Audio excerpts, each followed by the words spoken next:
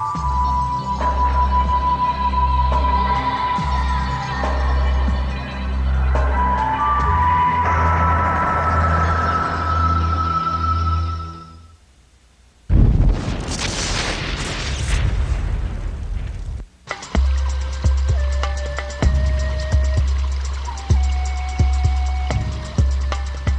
Olho de Horus.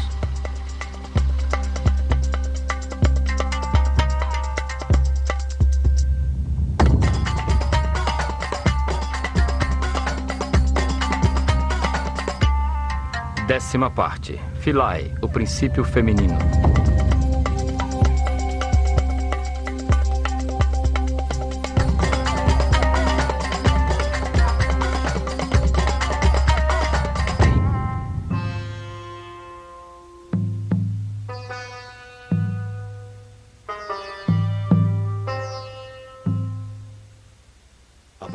Aproveitando a extensão da ilha de Philae, dedicada desde tempos remotos ao culto de Ísis, a força feminina geradora da espiritualidade na consciência do homem, veremos como a mulher ocupava um lugar privilegiado na hierarquizada sociedade egípcia.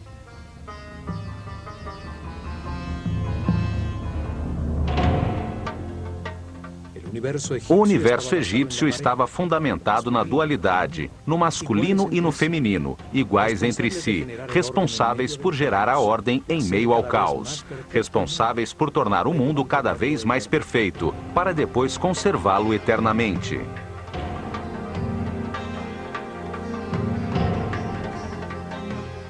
Os sacerdotes do Olho de Horus ensinaram a seu povo que o Deus único, o que está em todas as partes, tem uma parte masculina, a sabedoria com a informação absoluta, e uma parte feminina, a substância homogênea com o amor infinito.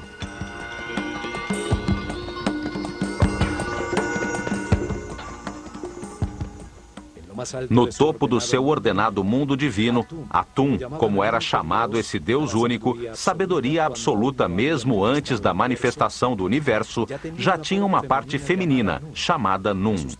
Era a substância virginal, a matéria não diferenciada e homogênea, as águas ancestrais, o amor infinito. Atum e Nun, a dupla original, que se encontrava em repouso, ativa sua vontade divina, terminando o equilíbrio existente. Ao fazê-lo, transformam-se em Ptah e Sekhmet, o mesmo Deus único, porém com outras características distintas, pois sua própria vontade o pôs em movimento. Ptah, a parte masculina do Deus único, emite informação criadora, e Sekhmet, a parte feminina, a gera em sua substância de amor, manifestando-se o Fiat Lux, a energia e a substância radiante em movimento. Ptah e Sekhmet são o fogo multiplicador de tudo que foi criado. Eles geram outras duplas de divindades criadoras, as forças fundamentais, que foram chamadas Néters, extensão da causa primeira em um universo divino. A ação deste fogo radiante sobre si mesmo, sobre a substância amniótica original, gera Tefnut, a evaporação úmida, e Shu, o ar em movimento.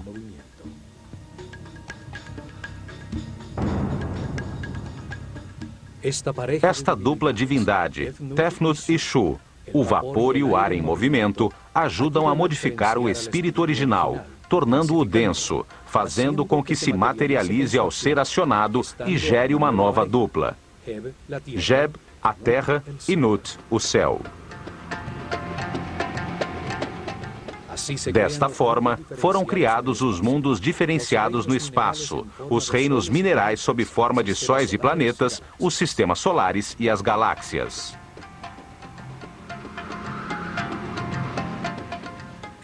Neste mundo divino, nascem outras duas duplas, Osíris e Ísis, Set e Néftis. Estas duas duplas de forças fundamentais em oposição se encarregam do processo evolutivo de todas as formas materiais no universo para transformá-las novamente em espírito. Assim, Pela ação das divindades criadoras, a matéria original se transforma.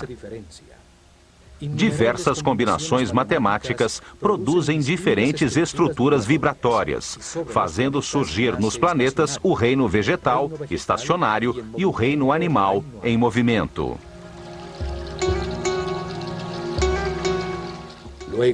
Depois, em outro ato de criação, o Deus único gera seu filho, a consciência do homem. Outra dupla, desta vez humana, formada por um homem e uma mulher, e com capacidade de multiplicar-se.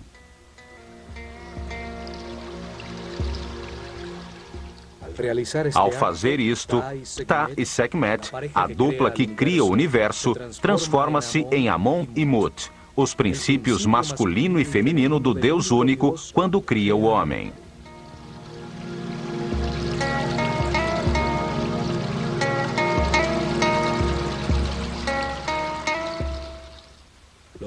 Foram feitos à sua imagem e semelhança, com a capacidade de criar em sua mente, de modelar e construir. Têm livre-arbítrio, para que ao compreender os resultados de suas decisões, se tornem sábios, num processo evolutivo que leva muitas vidas.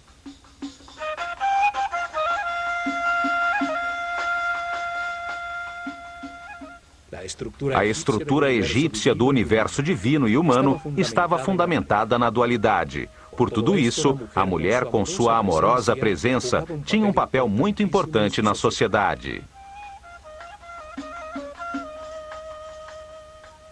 Desde a rainha do Egito que gera o faraó, às sacerdotisas dedicadas ao culto de Ísis e Hathor, e até a mais humilde mãe do mais simples trabalhador, eram respeitadas e consideradas iguais aos homens.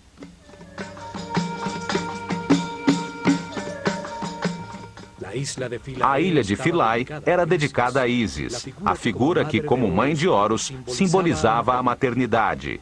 Ísis ocupava no coração dos egípcios o mesmo lugar que hoje ocupa a Virgem Maria no coração dos católicos.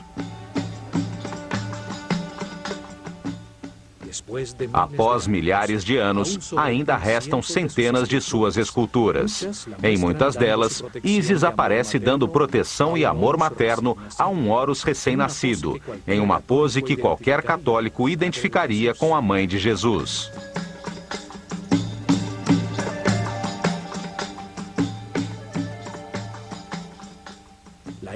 A ilha recebia as iniciadas e sacerdotisas dedicadas ao seu culto em uma sociedade igualitária. Centenas de mulheres chamadas Henmuet Neter eram responsáveis pelo treinamento musical, cantos, bailes e pelo toque do sistro durante os rituais em todos os templos do Egito.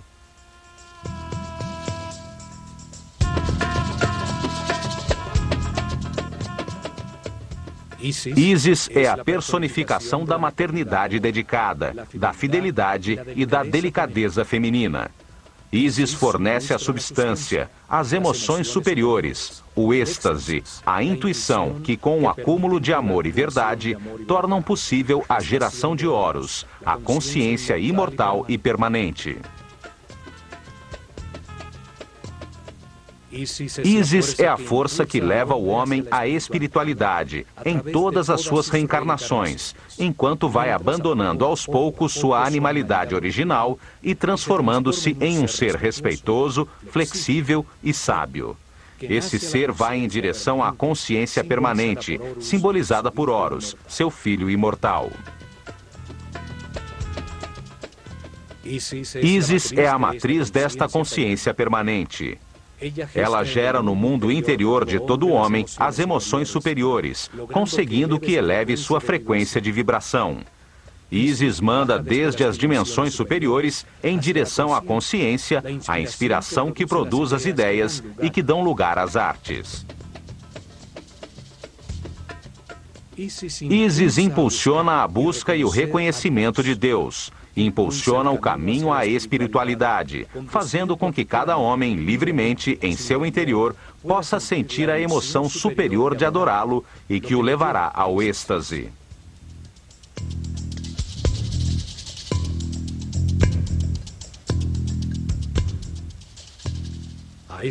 A esta força maternal do universo foi dedicada a ilha de Philae, uma ilha granítica no centro do Nilo, situada imediatamente após a primeira catarata, ao norte da Núbia, na fronteira entre o reino egípcio e o reino cuxita.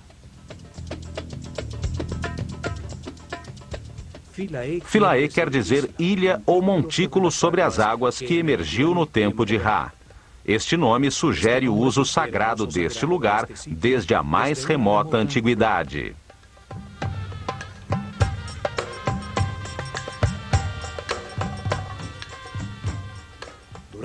Durante milhares de anos, os belos templos ali localizados serviram como ponto de divulgação da cultura, da religião e da arte egípcia em direção à Núbia e ao Sudão.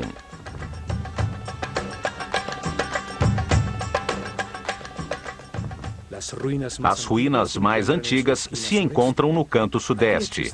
Ali existia um pequeno templo núbio, orientado para a estrela Canopus e dedicado a uma divindade chamada Mandulis.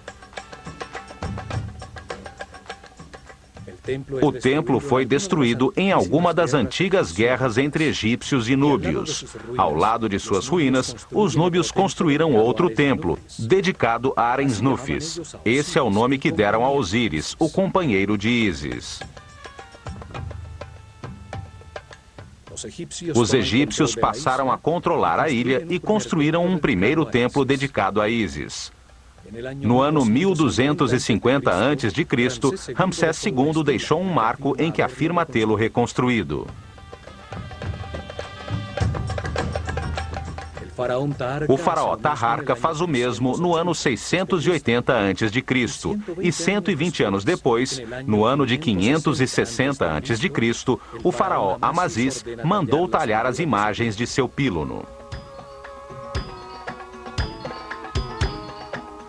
300 anos mais tarde, no canto sul, Nectanebo construiu um pequeno templo. No ano 250 a.C., os faraós ptolemaicos, herdeiros de Alexandre Magno, decidiram reorientar o eixo do templo em 21 graus, para enfocar novamente a estrela Canopus, que tinha se deslocado com o movimento do sistema solar. Os templos estelares eram desmontados e reconstruídos a cada 300 ou 400 anos para enquadrar a estrela que estudavam, pois o movimento do sistema solar pela galáxia atirava da orientação dos pílonos.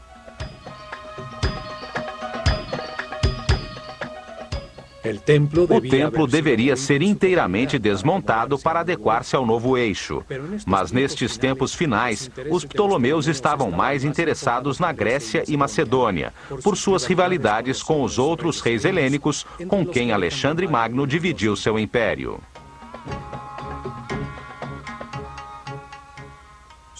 Sua localização em uma ilha tornava este trabalho ainda mais difícil. Por isso, decidiram construir um templo com um segundo pílono que enquadrasse adequadamente a abóbada celeste sem modificar o templo.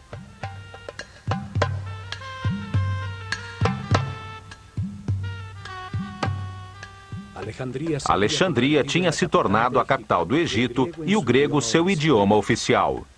No ano 31 a.C., Cleópatra VII foi derrotada na Batalha de Actium. Com seu suicídio, o Egito caiu nas mãos de Otávio, que se converteu em Augusto, o primeiro imperador romano. Os imperadores romanos construíram outros templos em Philae. Trajano começou a construção de um pequeno templo que nunca foi terminado. Seus capitéis representam um feixe de papiros, sobre os que ainda se encontram uns cubos de pedra que nunca chegaram a ser talhados com a efígie de Hathor.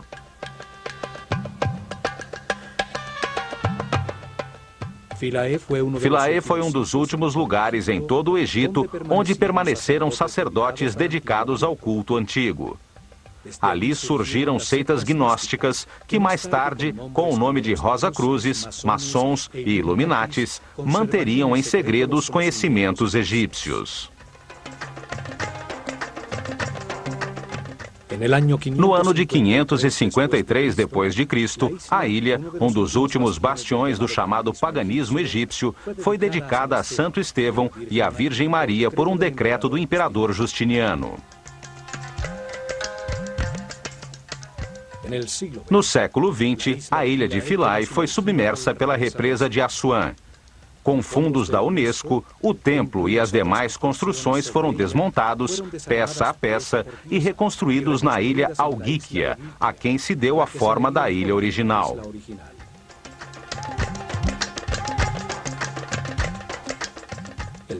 O templo foi orientado da mesma forma que o original. Norman Lockyer registrou o eixo do templo original aos 76 graus e meio sudoeste, com o intuito de focalizar os movimentos da estrela Canopus sobre o Polo Sul. Esta é a mesma estrela a qual estava orientado o templo de Edfu.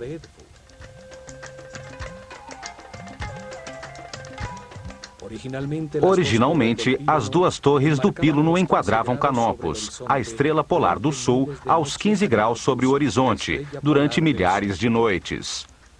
Uma nova confirmação de que todos os templos egípcios estavam orientados para uma estrela ou para o sol.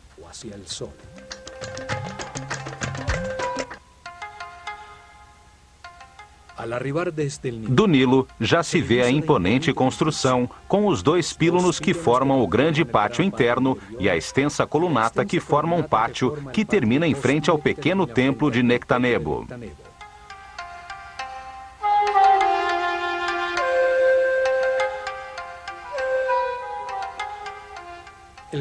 O grande pátio externo tem uma forma de trapézio pela disposição de uma colunata dupla, formada por 32 colunas construídas em um ângulo que se abre em direção ao templo, produzindo uma ilusão de maior profundidade. As colunas e um extenso muro que tem a distâncias regulares, uma série de janelas que se abrem para o Nilo, formam um imenso corredor. Todas as colunas são diferentes, como um conjunto de papiros. Seus capitéis floreados, de cores vivas, tinham diferentes formas.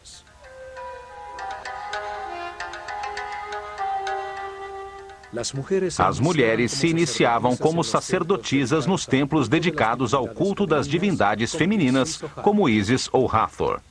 Neles, educavam as responsáveis pela música e pela dança, que acompanhavam os rituais de todos os templos do Egito.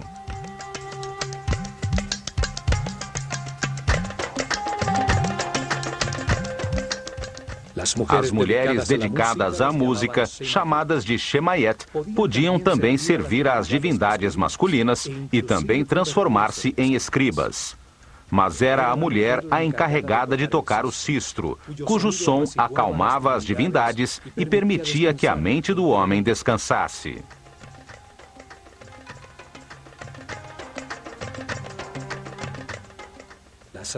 As sacerdotisas dedicadas a Hathor, divindade que representa a sexualidade feminina, o amor, a música, a dança, e cujas festividades eram de embriaguez, origem das festas dedicadas a Baco, tinham outras funções sociais. Elas traziam a fertilidade e ensinavam as artes do amor aos homens que iam casar, para que aprendessem a dar prazer à futura mulher.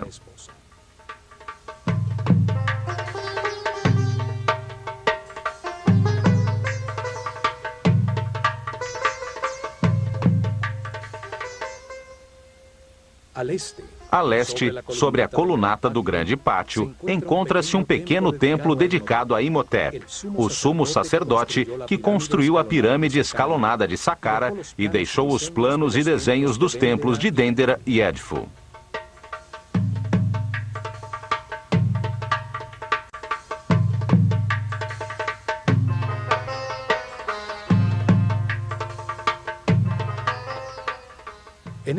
Neste primeiro píluno, assim como na maioria dos templos, está talhada a figura do faraó, neste caso, Ptolomeu XII, golpeando com sua vara de poder os chamados 9 inimigos do Egito.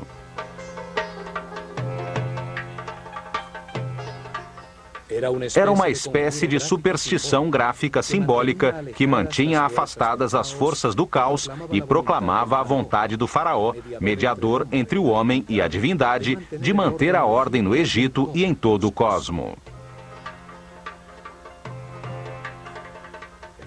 O confronto entre a ordem e o caos é uma mostra da maneira dual como os egípcios encaravam o universo.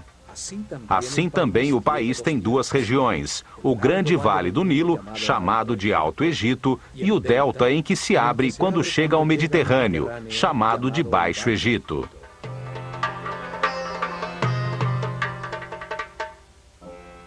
O faraó unificava essa dualidade. Usava duas coroas para indicar seu domínio sobre essas duas regiões. Assim também unia o humano com o divino, pois seu corpo era tido como o molde que continha o Ka real, um espírito responsável pelo Egito que reencarnava de faraó em faraó.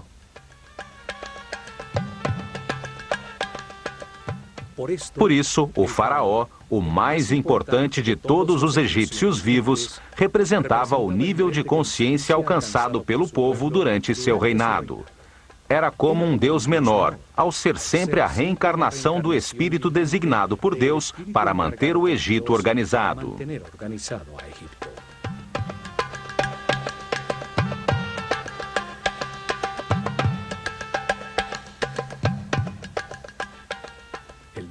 O novo píluno também tem dois mastros, onde ficavam as bandeiras. Suas duas torres deveriam ser simétricas, unidas em um pórtico. No entanto, aqui em Philae, a torre esquerda tem uma porta que leva diretamente à Capela dos Nascimentos.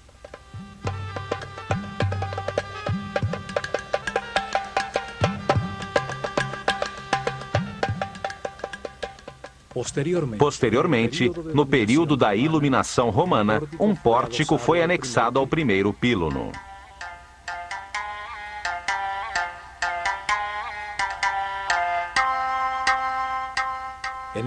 Nesta capela, celebrava-se o nascimento das divindades e de seus filhos, como Horus, e a maternidade de Ísis, nas datas em que sua representação no céu, Sírio, reaparecia anunciando o novo ano, o solstício de verão e a enchente do Nilo.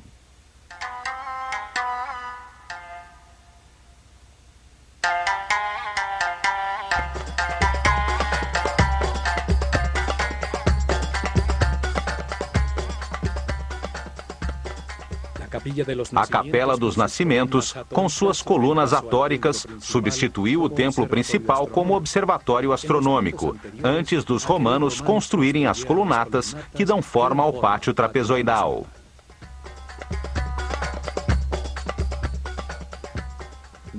Nenhuma sociedade deu às mulheres o valor dado pelos egípcios. Sua sociedade era igualitária. Isto se devia à sua concepção filosófica de Deus.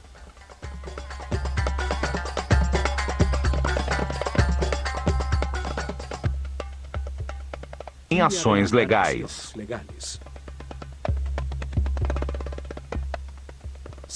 Não houve, no entanto, nenhuma mulher em função administrativa. Eram os homens os encarregados da manutenção da ordem. Era o faraó quem governava e eram homens os oficiais que administravam o império.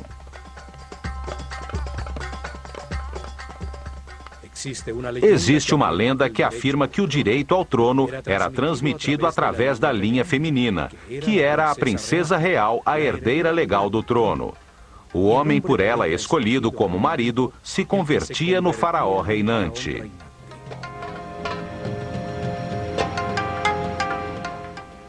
Isto obrigaria todo rei, sem importar que fosse o filho de seu predecessor, a ter que legitimar seu direito ao trono, casando-se com sua irmã ou meio-irmã.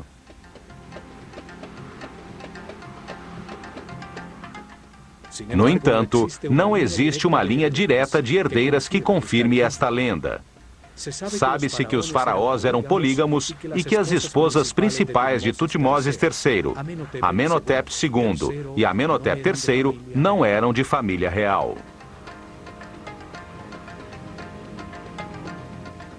Na realidade, os faraós do Egito que se casaram com irmãs ou meio-irmãs o fizeram com o intuito de imitar as divindades que, como Ísis e Osíris, ou Sete e Néftis, eram irmãos e ao mesmo tempo cônjuges.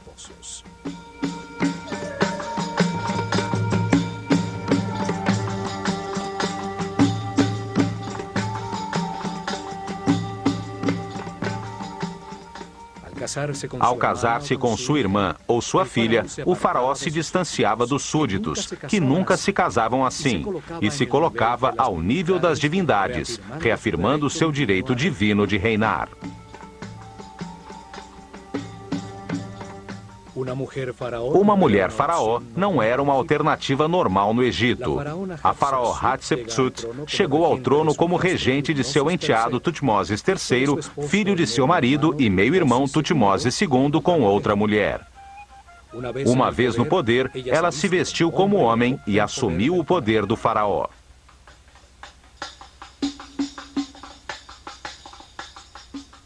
Após seu reinado, sua imagem como faraó foi sistematicamente apagada dos registros para eliminar da memória uma mulher que se apoderou do trono de forma imprópria.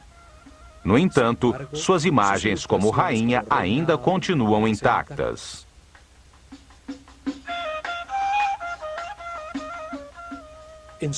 Em apenas 4 ocasiões, durante os 300 reinados, as mulheres se transformaram em faraós do Egito, por razões extraordinárias e como último recurso de suas famílias para tentar manter a ordem.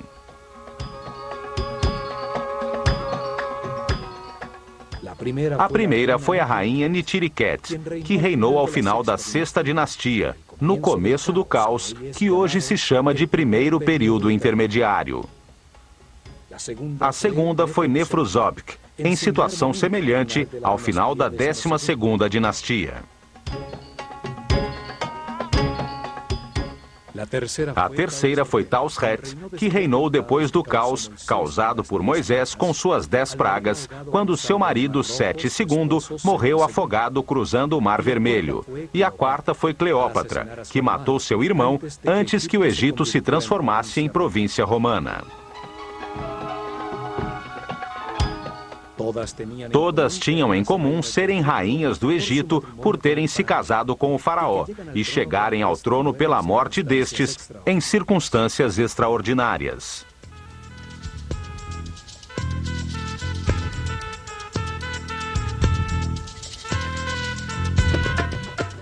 Os sacerdotes podiam se casar, mas só lhes era permitido uma mulher. Os demais homens, incluindo o faraó, podiam ter quantas quisessem, ainda que a maioria optasse por apenas uma.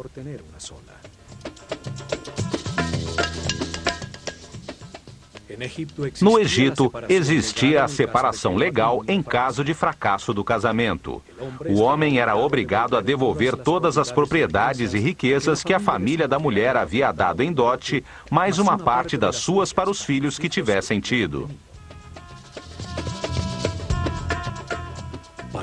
Para tanto, somente tinham que dizer, perante o sacerdote do templo e testemunhas das duas famílias, as seguintes palavras: Eu me separo de ti como mulher ou marido e me afasto de ti para sempre. Renuncio a meus direitos sobre ti. Que a vida te dê outro companheiro ou companheira no lugar a que queiras te dirigir.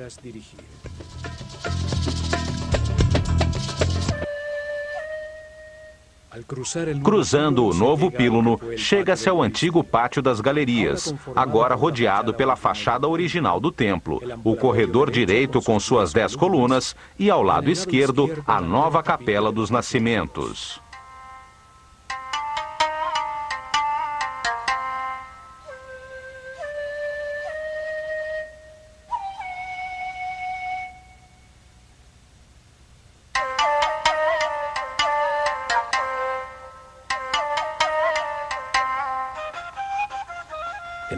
Neste pátio encontra-se o marco com o cartucho de Ptolomeu e Cleópatra, que serviu a Champollion para decifrar o decreto escrito em hieroglifos grego e demótico na famosa Pedra da Roseta.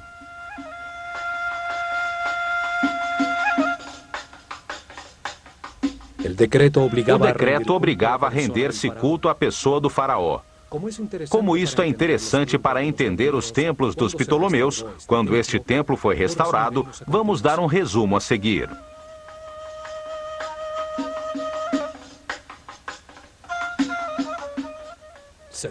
Decreta-se que todos os templos do Egito devem destinar em seu interior, ao lado dos santuários dos deuses, um lugar que mantenha uma imagem em ouro do eterno rei Ptolomeu, o amado de Ptah, o deus Epifânio Eucaristos, diante do qual deve-se colocar a imagem da divindade principal do templo, entregando-lhe a arma da vitória. Tudo deve ser feito com o estilo egípcio, e os sacerdotes, com suas vestimentas sagradas, devem prestar adoração 3 vezes por dia, realizar todos os rituais em sua honra e, nas festividades egípcias, carregá-lo nas procissões, como fazem com os outros deuses.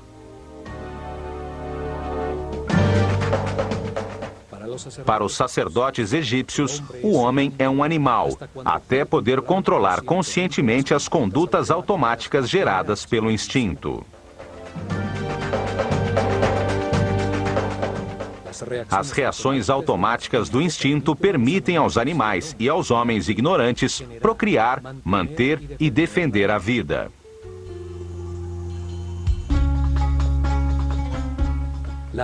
A atração pelo sexo oposto impulsiona a geração da vida. Os desejos são um mecanismo da natureza que indica uma carência a ser suprida para manter a vida. O medo impulsiona a fugir ou a agredir em defesa da vida.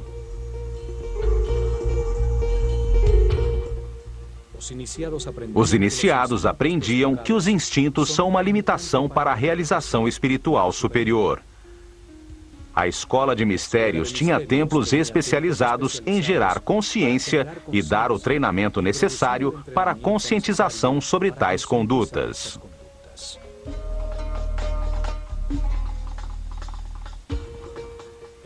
O instinto de agressão era controlado em templos como Kom-Ombo. Ali, os medos eram superados pela compreensão de que nada há a temer, que a morte é apenas um passo para outra vida. Aprendia-se que o medo apenas desperdiça a energia vital necessária para que se atinja a paz interior.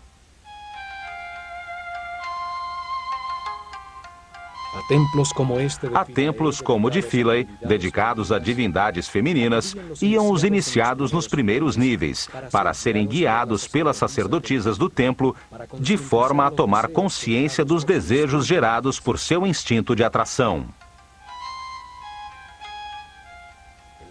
O desejo permite ao homem reconhecer uma necessidade ou uma atração.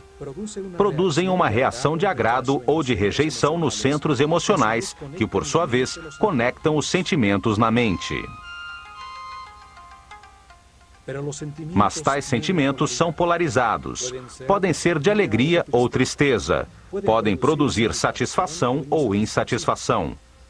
Por isso é tão importante compreender como são formados para podermos então controlar os de características negativas. Os sentimentos negativos geram apatia, esgotam a energia vital e escravizam o homem às baixas frequências de vibração. Os egípcios acreditavam que o caminho evolutivo começa com o controle dos centros inferiores, quando essas condutas automáticas se tornam conscientes. A forma egípcia para transcender as emoções, a lascívia e os desejos sexuais era reconhecê-los e experimentá-los. Uma pessoa inexperiente e ingênua se descontrola facilmente, é vulnerável a situações que desconhece e pode facilmente cair em depressão. Por isso, a primeira parte do treinamento dos sacerdotes, homens ou mulheres, os levava a reconhecer seus desejos.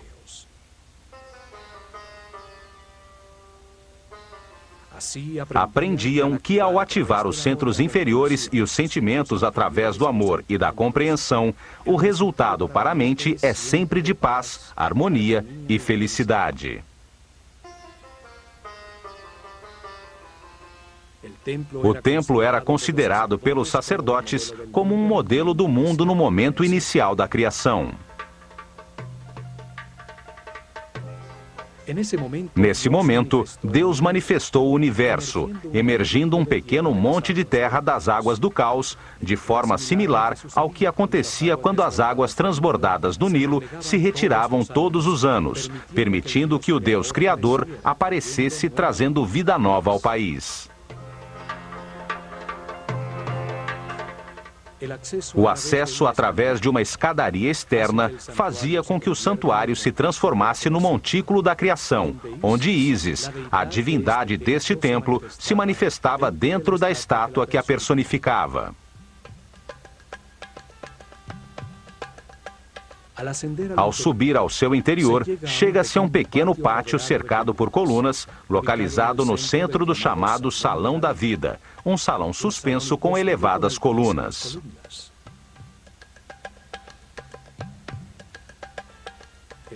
Este salão suspenso em frente aos espaços interiores do templo representa o pântano no montículo original da criação, onde crescem as plantas e papiros simbolizados pelas colunas do templo.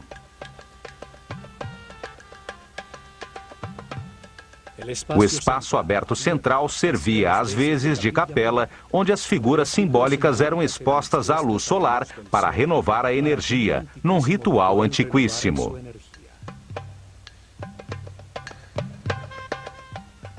Aqui era homenageada a bondade do Sol por criar e sustentar o mundo, para renovar de energia as forças criadoras, as que impulsionam o processo evolutivo na consciência do homem, que devolverá a matéria a Deus.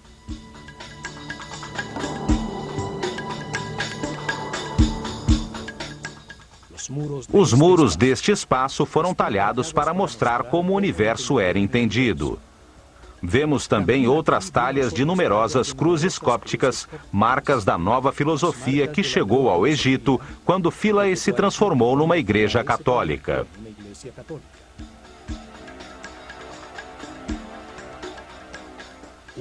Uma nova forma de ver o mundo, que não apenas tirou o sentido da visão tradicional egípcia, mas que também a considerou aberrante e primitiva.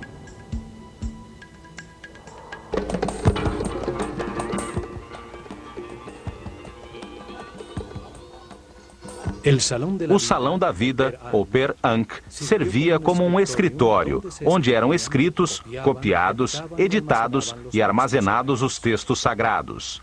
Ali eram feitas em papiros as ilustrações mestras que deviam ser talhadas nos muros do templo.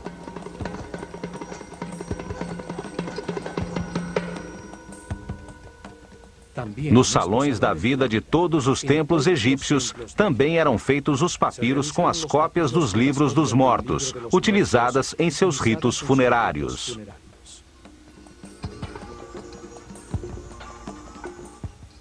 A Casa da Vida era o centro de ensinamento do templo. Teologia, arte, ritualismo, magia, astronomia e medicina eram aqui ensinados.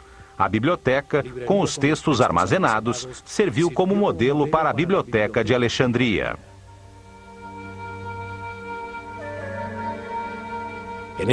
Neste salão, as sacerdotisas tocavam harpa. Eram entoados os cânticos e feitas as músicas que acompanhavam todos os ritos religiosos. Os egípcios acreditavam que a música tinha uma origem divina. Os muros dos templos nos mostram que eles usavam muitos instrumentos de percussão, tambores, flautas e os sistros, que eram fundamentais nos ritos funerários e nas procissões.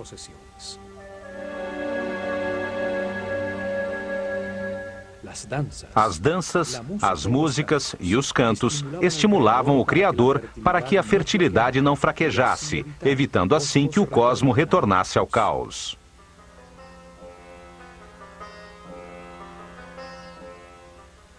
As sacerdotisas também cuidavam dos doentes que chegavam ao sanatório do templo em busca de ajuda e do conhecimento dos sacerdotes.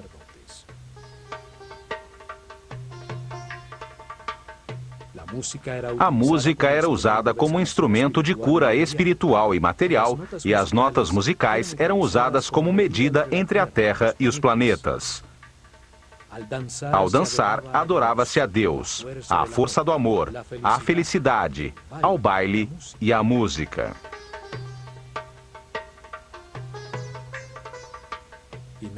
Em seguida, tem-se acesso ao Salão das Aparições, que neste caso não é suspenso, com o tradicional salão aberto para o exterior para receber as oferendas do povo.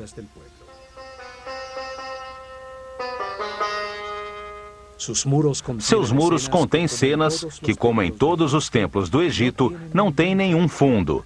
A interação do faraó com as divindades acontece fora do tempo e do espaço.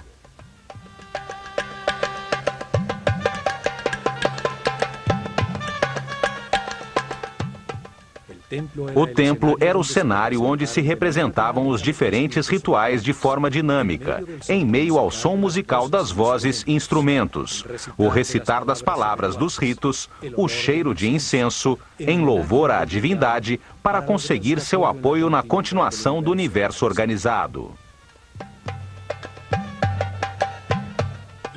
Havia liturgias diárias e uma série de festividades cíclicas, onde as figuras simbólicas recriavam os mitos em cerimônias no espaço sagrado do templo e procissões em barcas sagradas pelo Nilo em direção a outros templos.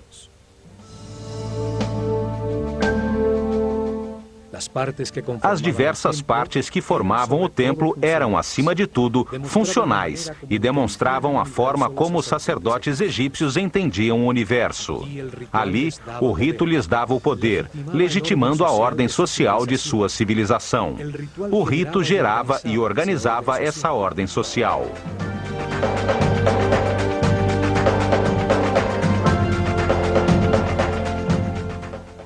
Depois, chega-se à Câmara das Oferendas. Do seu lado esquerdo ficava o Salão da Barca de Ouro, usada para levar a imagem sagrada nas procissões e festividades.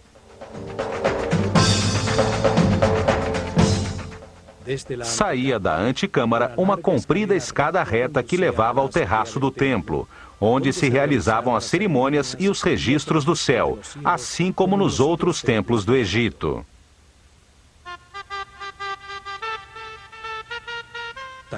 Talhados nas paredes desta antecâmara, vê-se o faraó Ptolomeu fazendo oferendas a Ísis. Tais paredes, douradas em outros tempos, pois eram forradas com lâminas de ouro, perderam quase toda a cor original.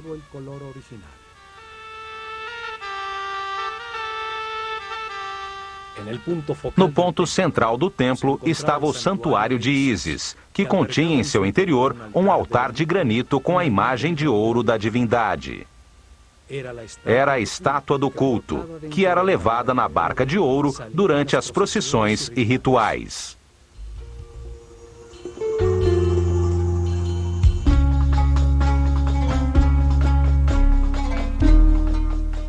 Ísis, a Virgem Mãe Egípcia, que concebe Horus de forma imaculada, tem sobre a cabeça um trono, uma cadeira simbólica sobre o chakra da coroa, onde se sentará a consciência permanente de todo homem e que reinará para sempre.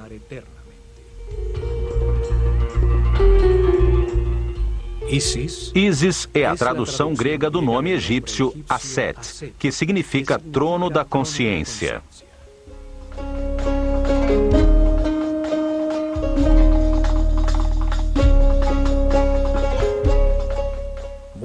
É muitas vezes representada com um abutre sobre a cabeça, no qual se apoiam uns chifres de vaca sustentando um disco dourado. O abutre dedica-se tão somente às suas crias. Transforma em seu interior as substâncias em decomposição, transformando-as em alimento, em nova vida.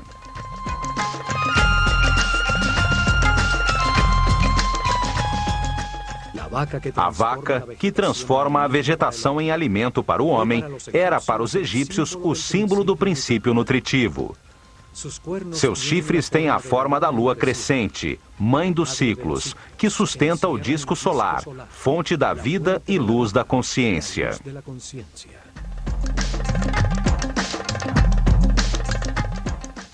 Este santuário simbolizava o respeito que os egípcios tinham pela maternidade, um respeito baseado na busca da ordem e do equilíbrio.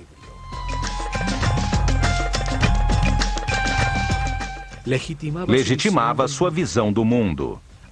Este era o coração do espaço dos rituais, a casa da divindade onde o faraó ou os mais altos sacerdotes interagiam com a divindade, representando todos os homens.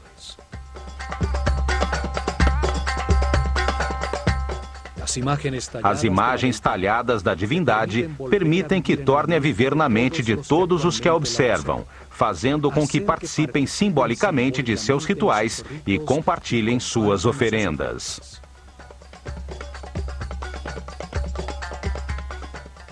Esta é a herança que os antigos egípcios deixaram à consciência de toda a humanidade. A visão de um universo dual, um lugar onde se experimenta os contrastes polares para que se entenda a neutralidade.